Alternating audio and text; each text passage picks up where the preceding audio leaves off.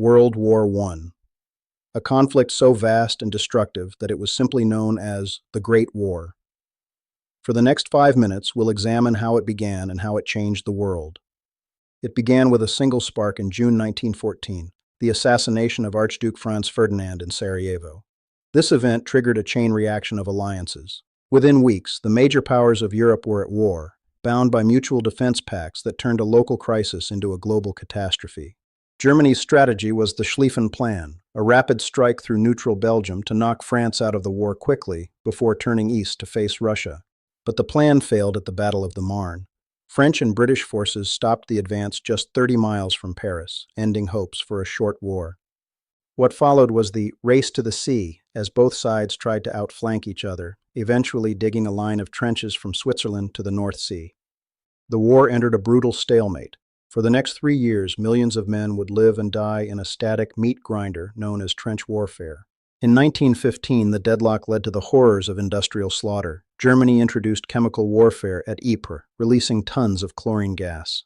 The Allies sought to break the deadlock elsewhere. The Gallipoli campaign was a disastrous attempt to knock the Ottoman Empire out of the war. At sea, international outrage grew when a German U-boat sank the British passenger liner Lusitania, killing nearly 1,200 people. 1916 was defined by two of the bloodiest battles in history, Verdun and the Somme. The goal shifted from victory to simple attrition. The Battle of Verdun lasted 10 months. It was designed to bleed France white, resulting in over 700,000 casualties. To relieve Verdun, the British launched the Battle of the Somme. On the first day alone, the British Army suffered nearly 60,000 casualties.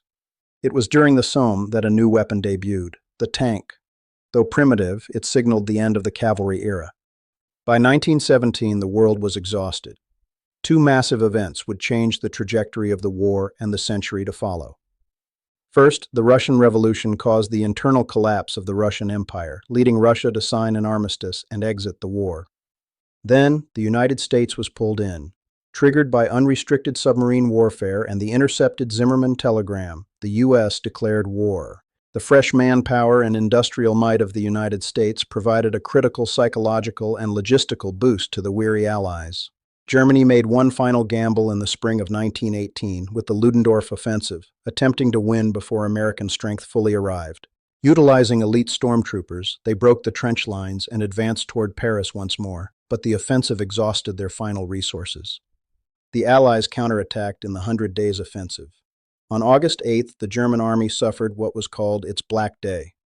As the German army retreated and its home front collapsed under revolution, Kaiser Wilhelm II was forced to abdicate.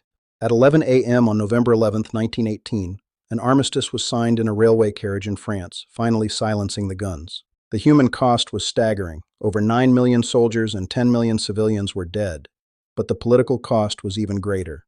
4 great empires vanished from the map.